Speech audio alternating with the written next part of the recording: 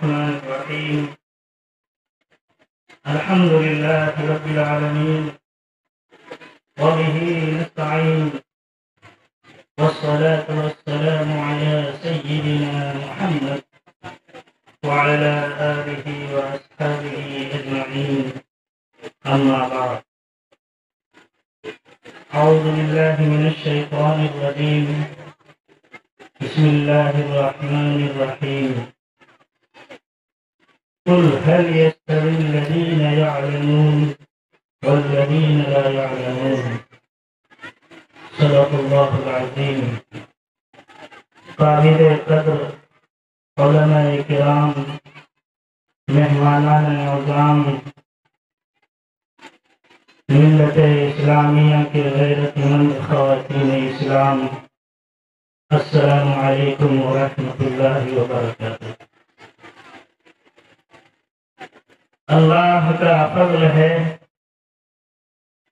کہ ہم سب اس وقت جامعہ فاطمۃ الزہرا للبنات کے عظیم الشان اجلاس دستار بندی میں شریک ہیں۔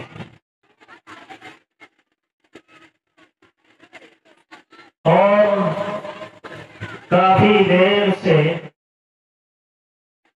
ہم سب اس جامعہ کے طالبات کے پروگرام کو دیکھ رہے ہیں اور سن رہے ہیں۔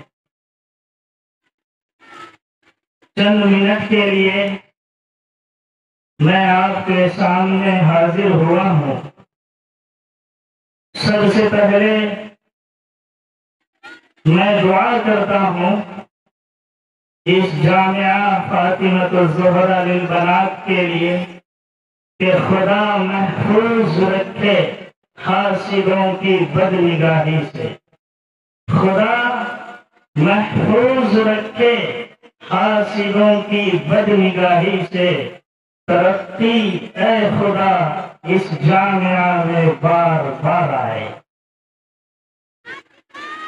حضرات، دینی تعلیم کا مذہب اسلام میں وہی مقام ہے جو کسی دوسرے مذاہب میں بنیادی عقیدے کا ہے۔ دینی تعلیم منزل من اللہ ہے۔ دینی تعلیم سماج اور معاشرے کو بہترین رخ دینے کا ایک ذریعہ ہے۔ دینی تعلیم اخلاقی، سیاسی، سماجی، معاشرتی تہذیب و ثقافت کی حفاظت و صیانت کا اہم ذریعہ ہے۔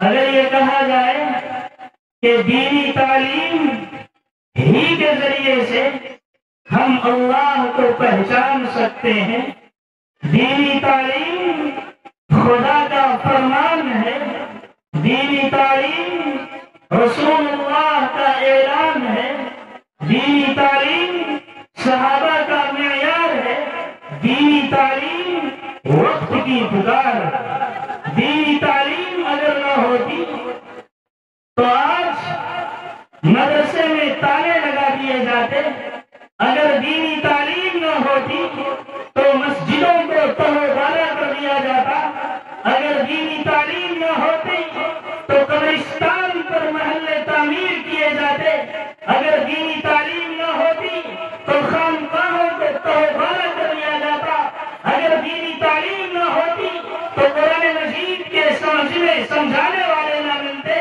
اگر دینی تعلیم نہ ہوتی تو حدیث نبوی کا سلسلہ بند ہو جاتا، اگر دینی تعلیم نہ ہوتی تو اس روئے زمین پر اللہ کا نام لینا دشوار ہو جاتا۔ مگر پھر بھی کچھ لوگ ہیں جو یہ کہتے ہیں کہ دینی تعلیم کیوں حاصل کی جائے۔ میرے محترم بزرگوں اور دینی بھائیوں، میں آپ تک یہ پیغام پہنچا دینا چاہتا ہوں کہ آج جو مبارک چک کی سرزمین پر ایک دینی ادارہ جو قائم ہے اور الحمدللہ کافی مقدار میں ہماری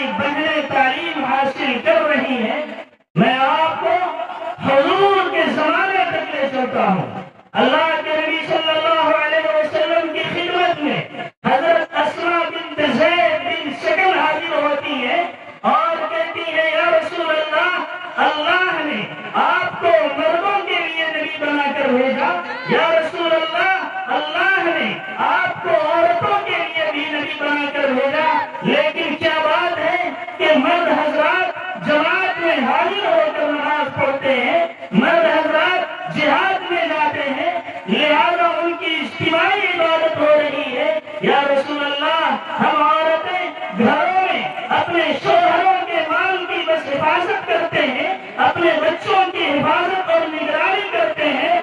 اللہ کے نبی صلی اللہ علیہ وسلم نے صحابہ سے مخاطب ہوا اور کہا، اے لوگو، اے میرے دوستو، یہ اس خاتون نے جو سوال کیا ہے، اس سے پتہ چلتا ہے کہ اس سے پہلے کسی اور نے یہ سوال نہیں کیا۔ اللہ کے نبی صلی اللہ علیہ وسلم نے ایک دن خواتین کی تعلیم کے لیے وقف کیا اور ایک دن کو خاص کیا خواتین کے تعلیم کے لیے۔ یہ صحابیہ کا ایک شوق تھا، ایک جذبہ تھا۔ میرے بھائیوں، ان کے بعد آپ اگر تاریخ کو پڑھیں گے تو نبی امی، جس کو دنیا کے اندر امی کہا گیا، مگر علم کا ایسا دریا روا اور بڑا ہوا جو کل سے لے کر آج تک اور آج سے لے کر قیامت کی صبح تک یہ روا اور بڑا رہے گا، اور امت کی مائیں تعلیم حاصل کر کے اپنے گود میں پڑنے والے بچوں کی پرورش اور پرداخت کرتے رہیں گے۔ میں آپ کو بتاتا چلوں، صحابیات کے بعد تابعات کا زمانہ آیا۔ تابعات میں مشہور محدث، مشہور مصنف، جن کو محمد بن سیرین رحمۃ اللہ علیہ کے نام سے جانا جاتا ہے۔ محمد بن سیرین رحمۃ اللہ علیہ کی بہن حفصہ تھی، جنہوں نے 12 سال کی عمر میں قرآن مجید کو حفظ کیا اور معنی مطالب کے ساتھ ساتھ قرآن مجید کو سمجھا۔ اتنا ہی نہیں بلکہ محمد بن سیرین رحمۃ اللہ علیہ کی بہن جو تھی، حفصہ نام تھا ان کا، فن قرأت میں امامت کے منصب پر فائز تھی۔ خود فرماتے ہیں کہ جب کوئی ایسا تجوید کا کوئی مسئلہ معلوم کرنا ہوتا تو میں اپنی بہن سے رجوع کیا کرتا تھا۔ میرے بھائیوں، میرے بزرگوں، ذرا سوچئے، صحابیات کے بعد وہ میں عالم اسلام کے مشہور بزرگ پیر عبد القادر جیلانی رحمۃ اللہ علیہ سے کون نہ واقف ہے، کون نہیں جانتا ہے؟ ان کی کیسی پرورش ہوئی ہوگی، کیسی تعلیم دی ہوگی، کیسی اس کی نشو و نما کی ہوگی، اور کس طرح والدہ نے اسے سینچا اور سوارا ہوگا کہ ڈاکوؤں کی ایک جماعت نے پیر عبد القادر جیلانی رحمۃ اللہ علیہ کے ہاتھ پہ بیٹھ کر کے توبہ کر دیا۔ میرے بھائیوں، میرے بزرگوں، میری ماں اور بہنوں، آج بھی اس تاریخ کو دہرانے کی ضرورت ہے۔ آج بھی آپ کے دوست سے محمد بن قاسم پیدا ہو سکتا ہے۔ آج بھی اس روئے زمین پر شیخ الہند حضرت مولانا محمود الحسن صاحب دیوبندی پیدا ہو سکتا ہے۔ شرط یہ ہے ایک سوچ لے کر آگے بڑھیں، ایک فکر لے کر آگے بڑھیں۔ آج یہود و نصارہ مجوسی کے جانب سے ایک ناپاک سازش رچائی جا رہی ہے کہ مسلمانوں کے دلوں سے قرآن کو نکال دیا جائے، مسلمانوں کا رشتہ اللہ سے توڑ دیا جائے، مسلمانوں کا تعلق حضور سے کاٹ دیا جائے، مسلمان کے بچوں کے دلوں سے صحابہ کی عظمت کو ختم کر دیا جائے۔ لیکن میں اعلان کرتا ہوں اور فخر سے کہتا ہوں کہ جب تک ہمارا رشتہ اللہ سے مضبوط رہے گا، جب تک ہمارا تعلق حدیث نبویہ سے جڑی رہے گی، جب تک ہمارے دلوں میں حضور کی شمع، حضور کی عظمت باقی رہے گی، صحابہ کا تقدس باقی رہے گا، دنیا کی کوئی طاقت مسلمانوں کا بال بیٹا نہیں کر سکتی۔ نعرہ خدا ہے کفر کے حرکت پہ خندزن، پھوکوں سے یہ چراغ بجھایا نہ جائے گا، پھوکوں سے یہ چراغ بجھایا نہ جائے گا۔ اس لیے میری ماں اور بہنوں، اور میں اپنے والدین سے یہ درخواست کرتا ہوں، اپنے گھروں کے اندر دین کی شمع جلائیے، اپنے بچوں اور بچیوں کو جہاں آپ نے بڑا موبائل دیا ہے، اس موبائل کی جگہ پر کوئی سیرت کی کتاب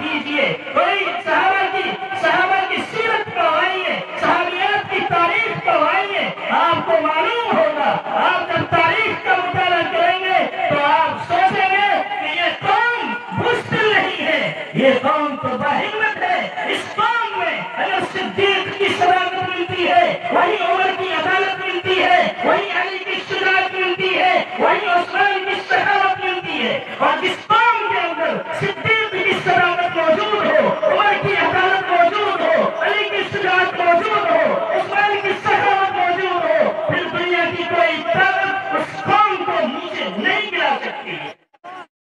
ہم نے تاریخ کو پڑھنا چھوڑ دیا، ہم نے سیرت کو پڑھنا چھوڑ دیا، ہم نے اپنے بچوں کو مدرسے میں دینا چھوڑ دیا۔ آبادی کے اندر باہر کے بچے زیادہ، گاؤں کے بچے کم۔ کون پڑھے گا قرآن مجید؟ کون سیکھے گا حدیث نبویہ؟ کون آئے گا میدان میں؟ میرے بھائیوں، بڑے دکھ درد کے ساتھ یہ کہنا پڑتا ہے کہ ہم اپنے بچوں کو دینی تعلیم کے لیے بہت پیچھے چلے جا رہے ہیں، بہت پیچھے۔ ہمیں آگے آنے کی ضرورت ہے۔ میرے بھائیوں، جس علم کی ابتدا غار حرا سے ہوا تھا، اور وہی کی پہلی جو ابتدائی آیات ہے، اقرأ بسم ربک الذی خلق، پہلی آیت آئی اقرأ۔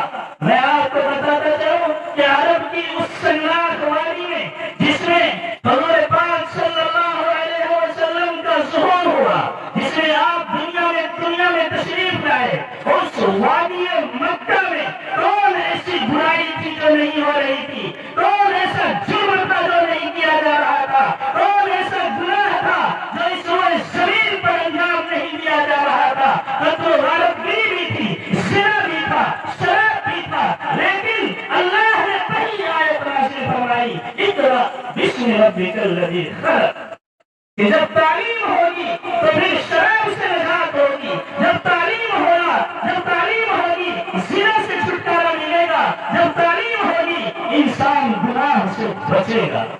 اور جب تعلیم ہی نہ ہوگی ہم اندھیرے میں ٹوپ اندھیرے میں گھٹتے چلے جائیں گے۔ میرے بھائیوں، میرے بزرگوں، میری ماں اور بہنوں، ذرا آپ تاریخ کو پڑھیے کہ یہ دینی تعلیم ہی کی برکت ہے جس نے عورتوں کو تحت السریا سے اٹھا کر فوق السریا تک پہنچایا، اور کہا کہ اگر تم ماں ہے تو تمہارے دلوں کے اندر بے غرض محبت اللہ نے ڈالی ہے، تمہارے قدموں کے نیچے اللہ نے جنت بنایا ہے، اور اگر بہن ہے تمہارے دلوں کے اندر اللہ نے بھائی اور باپ کی عزت کو پیوست کیا ہے، اور اگر تمہاری حیثیت بیٹی کی ہے اللہ نے تمہیں رحمت بنایا ہے، اللہ نے تمہیں رحمت بنایا ہے۔ میرے بھائیوں، میرے بزرگوں، اس لیے آپ سبوں سے یہ درخواست کرتا ہوں ابھی کچھ ہی دیر میں ہمارے سرپرست مفکر ملت حضرت مولانا احمد ولی فیصل صاحب دامت برکاتہم تشریف لانے والے ہیں۔ ہم اور آپ ان کے دیدار کے لیے طرح بیٹھے ہیں، اس لیے ہمیں چاہیے، مختصر وقت دیا گیا تھا، وقت ہو چکا ہے، آخر میں یہ پیغام دیے جاتا ہوں کہ میرے بزرگوں، میری ماں اور بہنوں، آپ اپنے بچوں کو دینی تعلیم سے آراستہ کرائیے، انہیں بتائیے۔ حدیث کے اندر آتا ہے رضیت باللہ ربا وبالاسلام دینا وبمحمد نبیا، کہ رب سے راضی ہو جاؤ، رب سے، اللہ سے راضی ہو جاؤ۔ رب ہونے کے اعتبار سے کون بتائے گا، کون سمجھائے گا؟ وہ اللہ جس نے پوری کائنات کو پیدا کیا، وہ اللہ جو ہمیں کھلاتا ہے، وہ اللہ جو ہمیں پلاتا ہے، وہ اللہ جس نے ہمارے جسم کے اندر خون کی گردش کو دوڑایا، خون کے پین کو لگا کر پورے رگوں میں خون پھیلایا، وہ اللہ جو ہمیں کہتا ہے کہ اے لوگو تم ہمیں یاد کرو، ہم تمہیں یاد کریں گے، لیکن آج ہم نے اللہ کو بھلا دیا ہے۔ میرے بھائیوں، اولاد کی محبت سینے میں، مال کی محبت سینے میں، دنیا کی محبت سینے میں، ہم نے اس سینے کے اندر ہر چیز کی محبت کو بسایا، اللہ کی محبت کو دل سے رخصت کر دیا۔ نتیجہ سامنے ہے، رزلٹ سامنے ہے کہ گھر والے پریشان ہیں، گھر والے یہ شکایت کرتے ہیں سکون نہیں ملتا ہے۔ بہت دولت ہونے کے باوجود ایک شخص کہتا ہے دعا کر دیجیے گا امام صاحب، پریشانی بہت ہے۔ میرے بھائیوں، کہاں سے پریشانی آئی؟ ہمیں تو قرآن میں پڑھا مصیبت الا باذن اللہ، جو مصیبت آتی ہے اللہ کی طرف سے آتی، اور اللہ ہی وہ ذات ہے جو مصیبتوں کو دور کرنے والا ہے۔ اس لیے میرے بھائیوں، میرے بزرگوں، ہمارا ایمان بالکل مضبوط ہونا چاہیے، پختہ ہونا چاہیے۔ قرآن مجید نے جہاں مردوں کو آگاہ کیا وہاں عورتوں کو بھی آگاہ کیا۔ قرآن مجید نے جہاں مردوں کو سبق دیا وہاں عورتوں کو بھی سبق دیا۔ 22ویں پارے کے پہلے صفحے کو توڑیے اور پڑھیے، قرآن مجید خود کہتا ہے، قرآن مجید کہتا ہے کہ والمسلمین والمسلمات والمؤمنین والمؤمنات والصادقین والصادقات والصابرین والصادقات والمتصدقین والمتصدقات والخاشعین والخاشعات والصائمین والصائمات والحافظین فروجهم والحافظات والذاکرین اللہ کثیرا والذاکرات اعد اللہ لهم مغفرۃ واجرا عظیما۔ قرآن مجید کہتا ہے کہ فرما بردار مرد، فرما بردار عورتیں، نیک مومن مرد، مومن عورتیں، صدقہ دینے والے مرد، صدقہ دینے والی عورتیں، زکات صدقہ دینے والی مرد، دینے والے مرد اور صدقہ دینے والی عورتیں، روزہ رکھنے والے مرد، روزہ رکھنے والی عورتیں،